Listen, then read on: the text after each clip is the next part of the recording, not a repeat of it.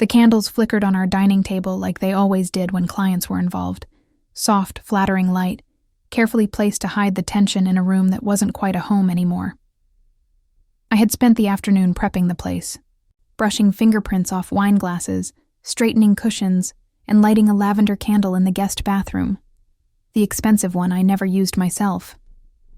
My soft beige silk blouse still smelled faintly of cedar and rosewater from my homemade perfume blend, the one I'd been perfecting for weeks. I'd tucked my laptop behind the credenza, along with mock-ups of my skincare line, botanical, sustainable, honest, just in case. Just in case someone asked.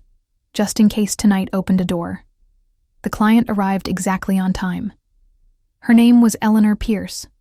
Sharp eyes, silver hair pulled into a perfect twist, and a presence that made people unconsciously straighten their spines. She shook my hand firmly, looked me in the eye, and complimented the table setting with a soft, almost unreadable smile. I remember feeling seen. The rest of the evening blurred into practiced smiles and laughter on cue. My husband, Grant, was magnetic as ever. The charming host with the crisp blazer, the smooth pour of wine, the effortless control of every conversation. I'd once loved that about him. Now it felt like watching a magician perform the same tired trick for the 100th time. We were halfway through dessert, lemon tart with a thyme crust, when it happened.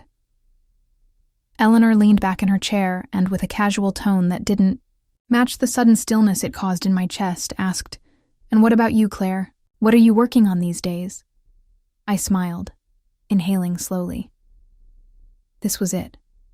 The moment I had replayed in my mind so many nights while bottling serum samples alone at the kitchen island. My heart fluttered, not with nerves, but with something close to pride. But before I could speak, Grant let out a dry chuckle. "Oh, Claire's been playing CEO lately," he said, waving a dismissive hand in my direction. "Little Etsy dream project. Makes the kitchen smell like a spa." Laughter bubbled from one of the junior associates across the table. I felt the sound crack like glass inside my ribs. I didn't speak. Couldn't. The words stuck somewhere between my chest and throat. I felt them turn to dust and settle behind my tongue. Grant reached for his wine glass as if he hadn't just gutted me in front of people I barely knew. His eyes didn't even meet mine. Just another performance, another joke for the crowd. But Eleanor didn't laugh. She turned slowly, her gaze steady, studying me with an expression I couldn't quite place. Not pity, something more dangerous. Curiosity, recognition maybe. "Is that so?" she said. Her tone was neutral, but something shimmered beneath it. "Well, I'd love to hear about it, Claire. Later, perhaps." I nodded stiffly, managing a polite smile. The dinner resumed, but I had stopped tasting anything. Later, as the guests slipped on coats and murmured goodbyes, I stood near the door like a ghost hostess, nodding at jokes I didn't hear. Grant slapped backs, thanked people for coming, poured another drink. He always came alive in these spaces. I always faded. Eleanor was the last to leave. She stepped closer, slipping her card into my palm so discreetly that for a moment, I wasn't sure it had really happened. Then she leaned in. Her voice low, deliberate. "Call me tomorrow," she said. "And Claire, trust your instincts." She was gone before I could respond. Her scent lingered. Sandalwood and something sharp I couldn't name. I stared at the card in my hand for a long time. It felt heavier than it should have, as if it knew what it carried. That night, I sat alone at the edge of the bed while Grant snored lightly beside me, unaware or unconcerned. I reached for my laptop and opened the folder marked Clara Botanicals. Concept drafts. Dozens of files, hundreds of hours. Formulas, branding, marketing notes. I clicked through them slowly, my breath shallow. My gaze drifted to the perfume, bottle on my nightstand, hand-blown glass, soft amber tint, the scent I'd created to remember who I used to be. I hadn't worn it in months. I reached for it now, uncapped it, and pressed it to my wrist. Lavender, cedar, memory, and something else. The quiet beginning of rage. Looking back, I realize how expertly he sold me the idea of us. It wasn't just love in the beginning. It was a pitch. A full-scale, firework-lit, champagne-soaked proposal of a life so glossy it gleamed. Grant knew exactly how to frame things. Every compliment had a mission. Every date was an interview I didn't know I was acing. And when he said he believed in me, really believed in me, I fell like a stone in water, not knowing how deep. I was about to go. We met at a networking event I hadn't even wanted to attend. I was there to talk partnerships for a clean skincare lab, and he was there to close a real estate deal. But he ended up talking to me all night. Not about business. About vision, legacy. "You're the kind of woman who builds empires," he told me, eyes glinting like he already saw my name on a Forbes list. I believed him. God, I wanted to believe him. At the time, I was building something. Slowly, imperfectly. Inspired by my grandmother's handwritten recipes, I'd been working on a line of ethical skincare. Nothing mass-produced, just simple, honest blends. Calendula, rosehip oil, beeswax from a friend's farm. It felt meaningful, like I was honoring something deeper than commerce. But Grant, he spoke a different language, one of scale and exit strategies. He loved the idea of my brand more than the brand itself. "You're the whole package," he said once, cupping my face in his hands. "You just need someone who knows how to wrap it." I mistook that for love. After the wedding, things shifted. Not suddenly, not violently. Just gradually, like a dimmer switch being lowered in a room where you used to see clearly. He got a job offer in Chicago, too good to refuse. I agreed to pause my work and relocate. Just until we're settled, I told myself. Then came the corporate events, the charity galas, the brunches with wives I didn't connect with. My calendar filled with things that weren't mine. Eventually, I quit my consulting role altogether. It made sense at the time. "You're so good with people," he said, pressing a kiss to my forehead as if approval was affection. "We need someone to manage our image." Our image. I became a curator of appearances, a tasteful ghost haunting a very expensive condo. I knew how to plan events, pair wine, flatter investors' wives. I even found myself complimenting interior designs I secretly hated, because that's what was expected. And every time I tried to breathe life back into Clara Botanicals, he found a way to nudge me elsewhere. "Why pour energy into something so small?" he'd say. "When we can think bigger?" I started noticing the way he corrected me at dinner parties. Casually, but always within earshot of others. I'd misquote a statistic, and he'd jump, in with a laugh. Actually, what Claire meant to say was, always with that patronizing lilt. As if I were a child with lipstick on her teeth. At first, I told myself it was love, that his ambition included me, that the long hours, the sideways glances, the way he called my serum a cute hobby, none of it was malicious. Just misguided. But then came the compliments that sounded like warnings. "You're really getting good at this whole housewife thing," he joked one morning, tapping the countertop where I'd laid out homemade granola in mason jars. "Might want to keep it that way." I laughed. I always laughed. It was easier than asking what he meant. My friends, the few I'd kept, noticed. They'd ask gently, "How's your business going?" And I'd find myself fumbling excuses. "Oh, taking a little break while things settle. Just focusing on the home front right now." One of them, Maeve, blunt and loyal, pulled me aside after a wine night and said, "You know you're disappearing, right?" She wasn't being cruel. She was scared for me. "I just miss who you were." My mother wrote letters. She always did. Real ones. in cursive, on thick stationery that smelled like lavender. One line from a card sits in my memory like a stone. Darling, don't let your softness be your undoing. Not all love is safe. I tucked it in the back of a drawer, pretended I didn't understand. The truth was, I knew. I just didn't want to know. Because if I admitted it, if I really let myself see what was happening, I would have had to face a far harder question. What had I given up, and for what kind of man? Our wedding photo hung above the fireplace for years. We looked golden, invincible. But now, when I look back at it, I notice how tightly I was holding his arm, as if I needed something to lean on, as if I didn't trust the ground beneath me. There's this moment that plays in my head sometimes. We were at a beach resort in Tulum for our 2nd anniversary.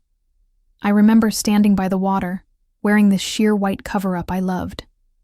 The wind caught it just right, and I felt beautiful, untouched, real.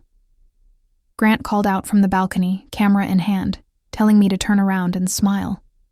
I did, but just before the shutter clicked, I remember thinking, is this really my life, or just a picture of one? I didn't realize it then, but that question would haunt me for years. I had become the woman who lit candles for ambiance but never for herself, who poured everyone else's drinks and forgot what she liked, who wore beige to disappear, not to glow. I was the ghost in my own life, and something inside me, something small and steady, was starting to whisper that it was time to come back. I called Eleanor the next morning, my fingers trembling so hard I nearly dropped the phone. I hadn't slept, just paced our polished floors in my robe, barefoot, haunted by her words. Call me tomorrow. Trust your instincts. She answered on the 2nd ring, her voice crisp and composed, the kind of voice that never flinched under pressure. Claire, she said, thank you for calling. I was hoping you would. We met at a quiet cafe tucked behind an old bookshop, the kind of place with honey-colored lighting and thick porcelain cups. She ordered black coffee. I got chamomile, a laughable choice, considering how violently my stomach twisted. She didn't waste time. Your husband presented your skincare concept at an investor roundtable 2 weeks ago, she said plainly. Same branding, same product base. He framed it as an early-stage in-house project under his portfolio, claimed it was being developed by a consulting chemist who wished to remain anonymous. She paused. I knew something was off. His answers were too vague. My mouth had gone dry. Are you sure? Eleanor reached into her leather briefcase and pulled out a printout, a pitch deck with my packaging designs, my fonts, even the tagline I'd scribbled in a notebook months ago, rooted in nature, powered by truth. I stared at it, my body cold. He stole it, I whispered. Eleanor nodded, eyes steady on mine. And if you don't act fast, he'll bury your name so deep no one will know it was ever yours. When I got home, I didn't even take off my coat. I marched straight to the office, the one he insisted we convert from my studio into his remote workspace. His laptop was open. I hesitated, then told myself, if he can steal from me, I can look at his damn files. I opened his Google Drive. At first, nothing. Just spreadsheets, contracts, client decks. Then a folder labeled Consulting Notes. I clicked. Inside, Clara Botanicals, the full vision, my vision. Extracted, copied, reformatted under a generic brand name. The formulations were all there. The night serum with rosehip and vitamin C, the charcoal detox mask, the sandalwood-infused face oil. Even my hand-drawn sketches of the glass bottles, traced and converted into sterile digital mock-ups. I couldn't breathe. One file caught my eye, a slide labeled Market Potential and Branding Strategy. I opened it.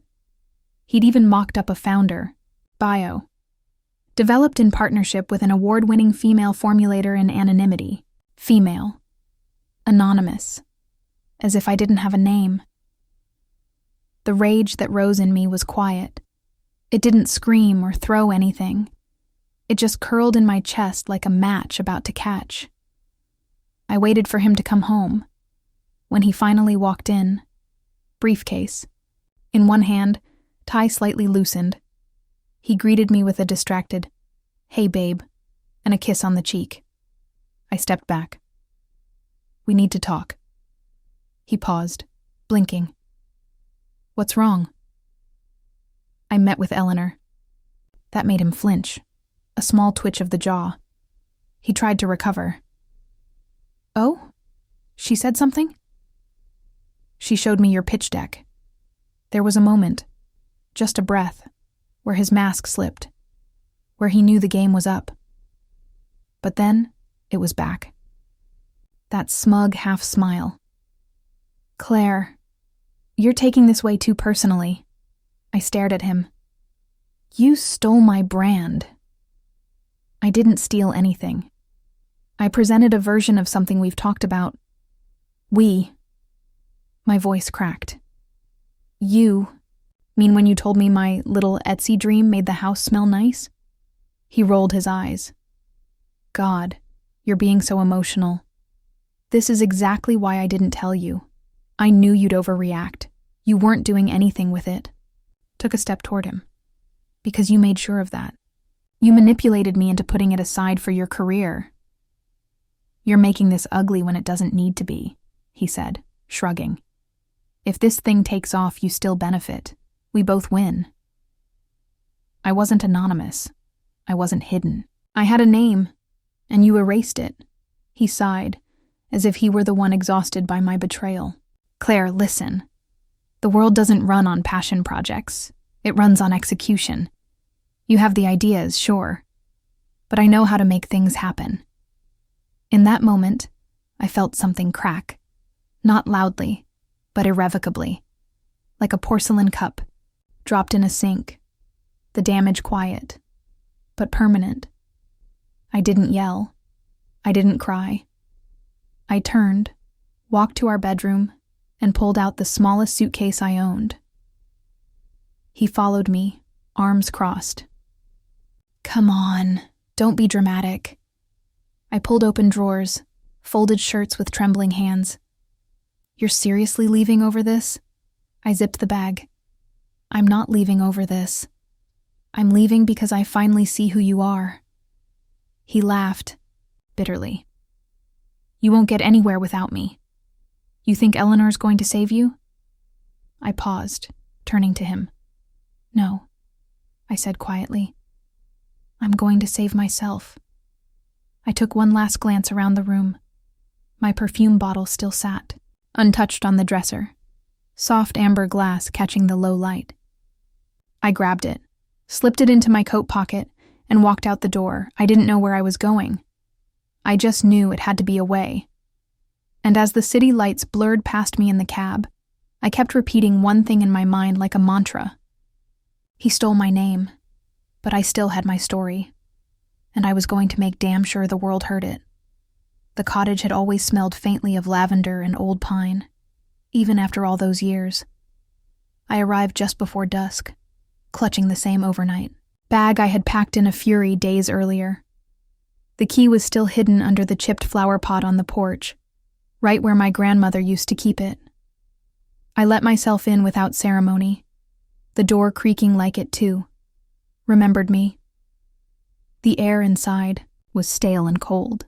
The heating system hadn't worked properly in years, and the floral wallpaper had started to peel at the corners.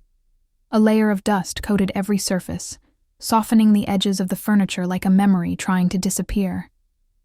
And yet, I felt more at home in that decaying little cabin than I had in our high-rise condo, with its cold marble countertops and smart lighting. I didn't cry. Not at first. I lit a fire with the leftover logs stacked near the hearth and wrapped myself in a quilt that still carried her faint scent. Rosewater and something medicinal. I sat on the old wicker chair by the window, watching the lake shiver in the wind. My wedding ring felt too tight on my finger. I slipped it off and placed it on the windowsill. By morning, I still hadn't moved it. The days blurred at first, not in a foggy way, but in the slow, deliberate rhythm of solitude. I made tea with dry herbs I found in a glass jar above the stove. I swept the floors. I wrote things down, not because they made sense, but because I didn't know what else to do. My journal filled with phrases that didn't connect, half-formed, thoughts, lists of things I used to love. Sunlight through linen, the scent of sandalwood, the taste of plum jam on toast. And then, one rainy afternoon, while digging through a forgotten drawer in the corner of the bedroom, I found it. My old notebook. The cover was cracked leather, the pages brittle and yellowed. Inside were scribbled product ideas from my early 20s. Notes in the margins, doodles. Promises I had made to myself when I was still wild enough to believe I could build something from scratch.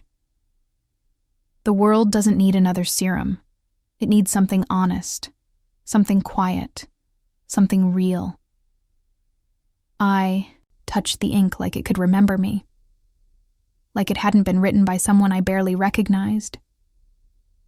That night I opened the cupboard where my grandmother used to store her apothecary jars. I sorted through dried calendula petals, chamomile buds, and little bottles of essential oils she had labeled in her looping cursive. Some had expired, some hadn't. I lined them up on the wooden table and stared at them for a long time. My hands remembered what to do before my mind did. A week later, I walked into the village's only grocery/gift shop, a cozy, slightly chaotic place owned by a woman named Dottie, who had known me as a girl. Claire? She squinted at me from behind the register. Well, I'll be damned. You look like your mother, but sadder. I laughed. It was the first real sound I'd made in days.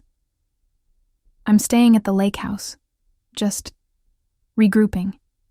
She nodded slowly, as if she understood more than she let on. Still making those lotions you used to bring me samples of? I blinked. Sort of. You should leave some here, she said. Tourists love that kind of thing, especially if there's a story attached. I didn't know what to say to that. I didn't feel like a story. I felt like the silence after one ends. But I went home and made a few batches anyway. I designed labels with my grandmother's initials, EMW, and kept the name simple, Stillwater. A few jars on a wooden tray by the shop's register. That's all it started as.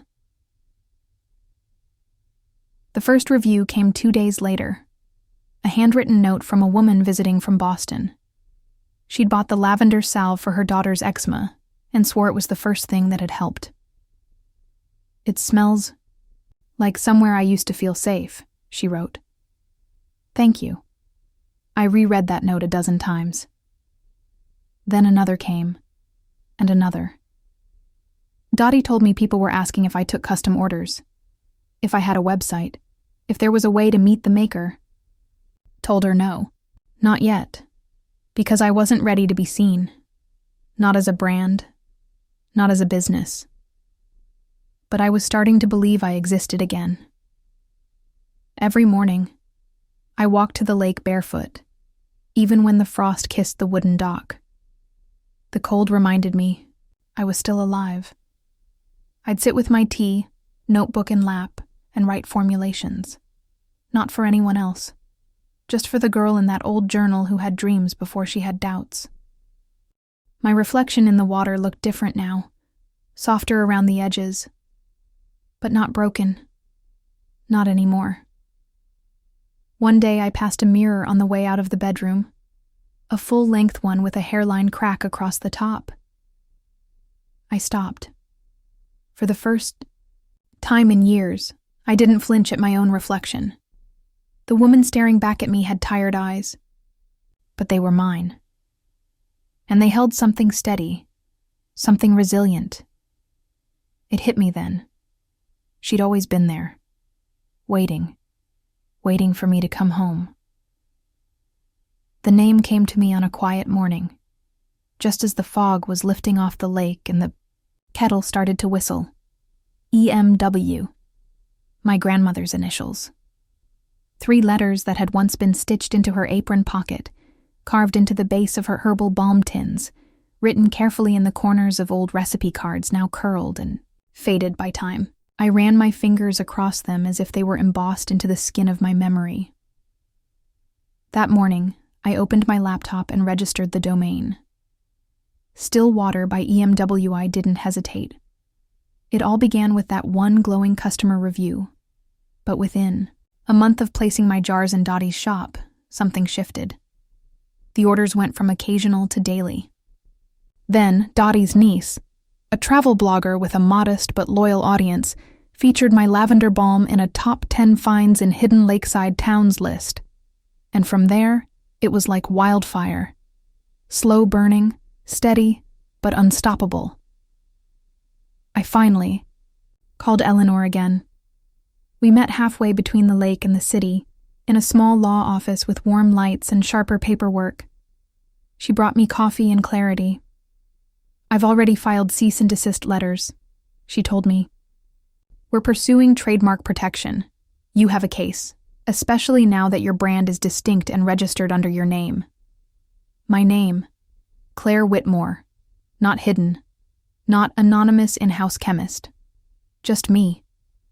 I signed the documents, with hands that still trembled slightly, not from fear, but from remembering what it felt like to disappear into someone else's ambition.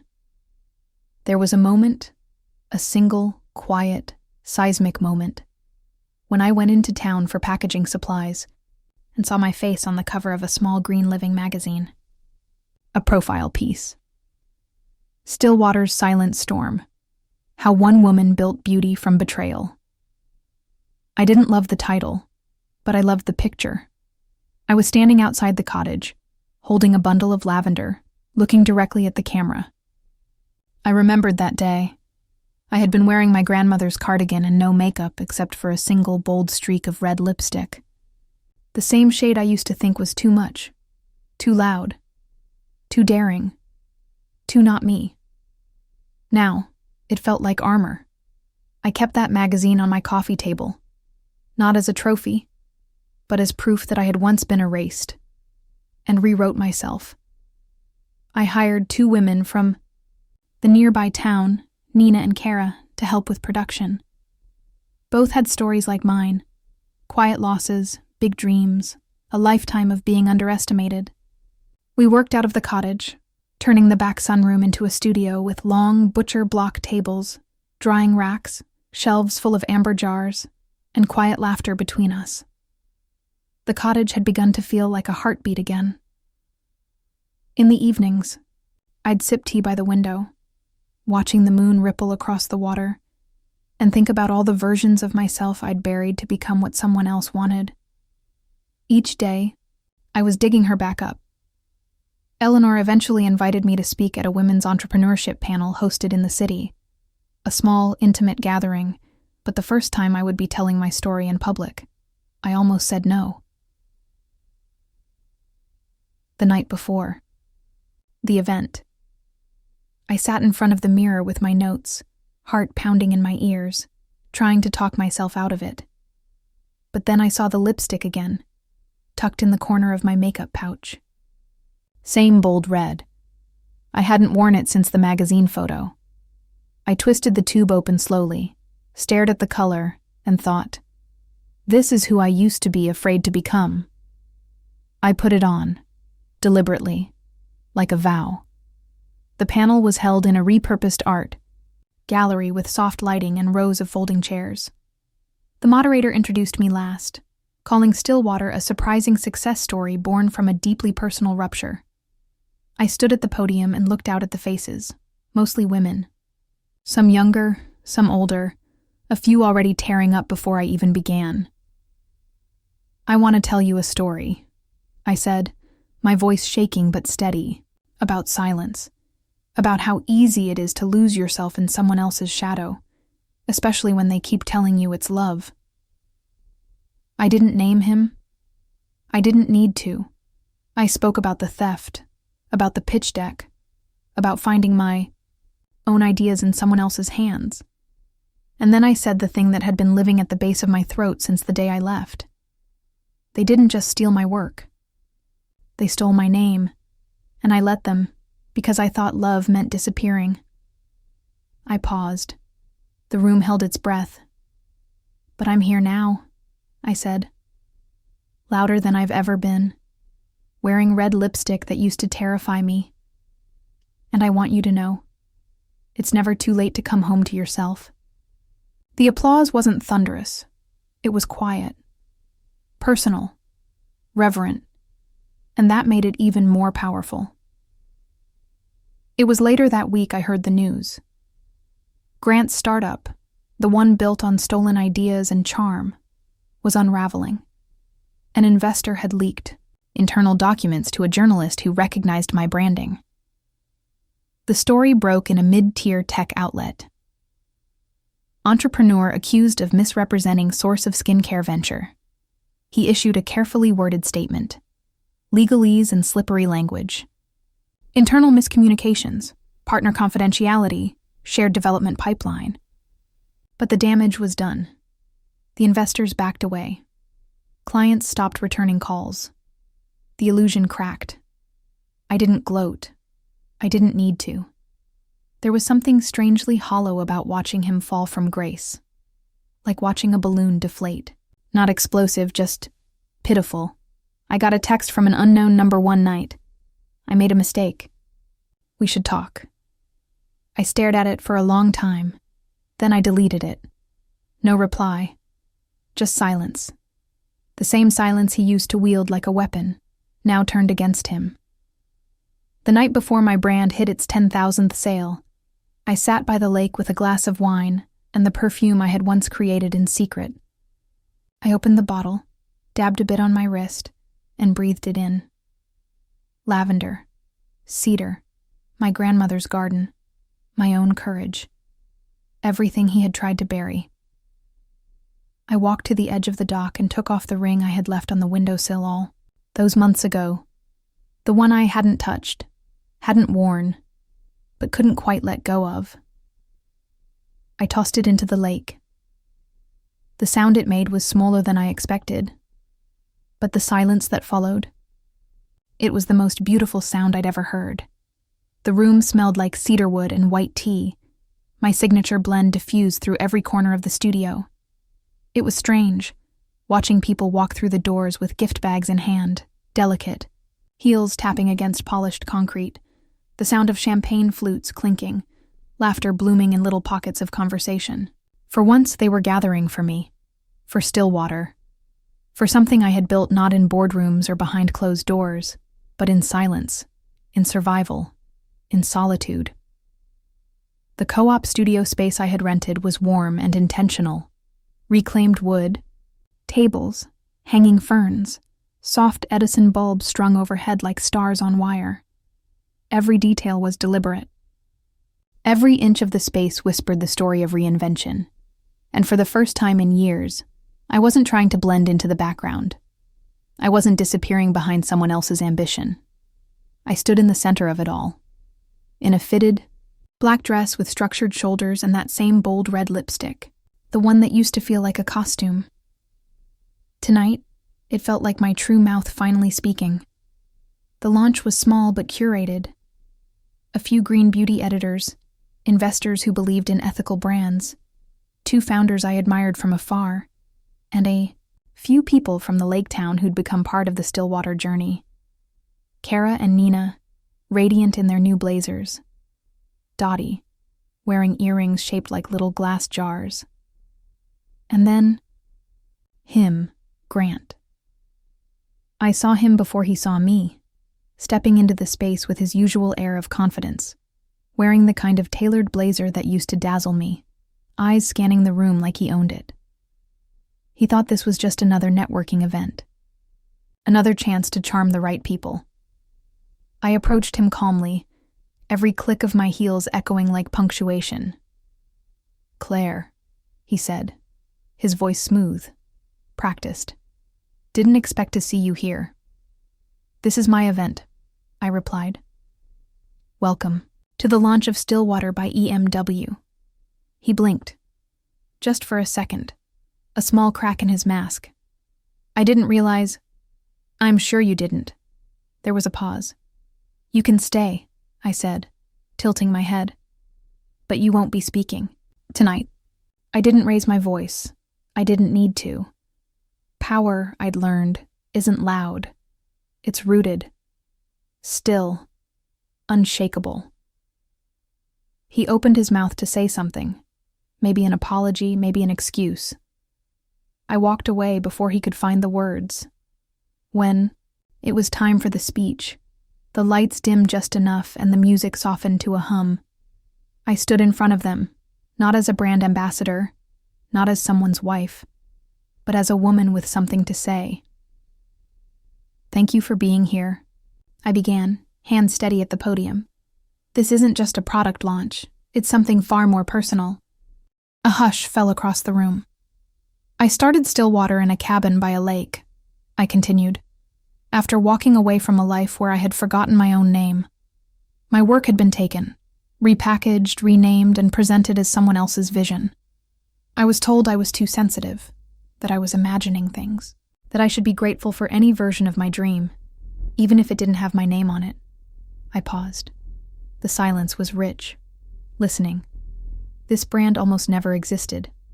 Not because it lacked value, but because someone tried to silence it. I didn't name him. I didn't have to.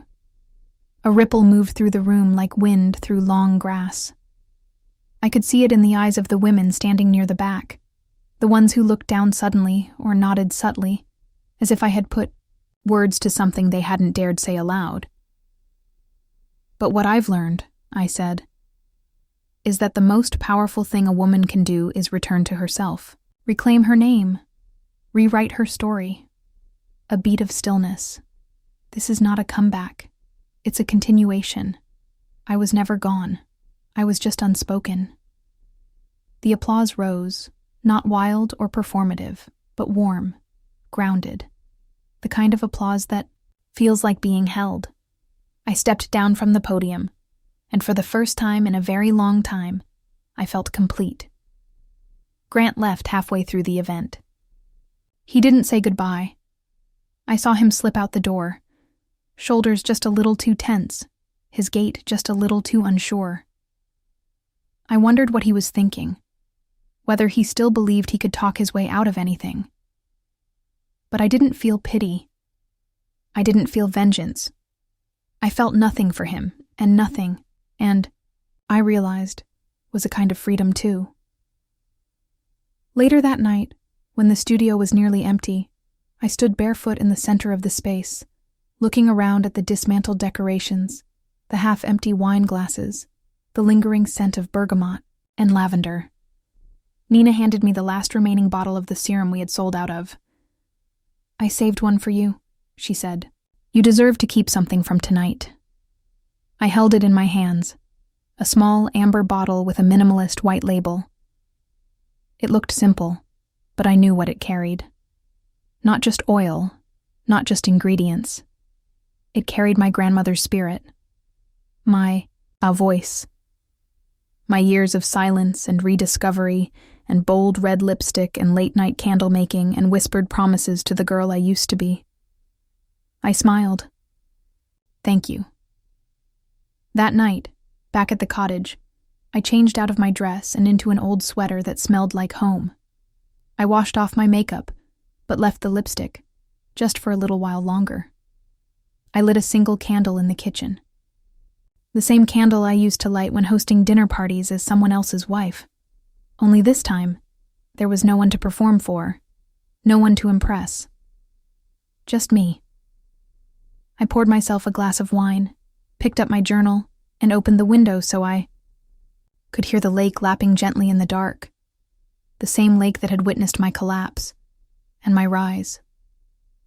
The wind carried the scent of pine and memory, and in that moment, I knew. This wasn't about revenge. It never had been, It was about returning to my truth, to my voice, to my name.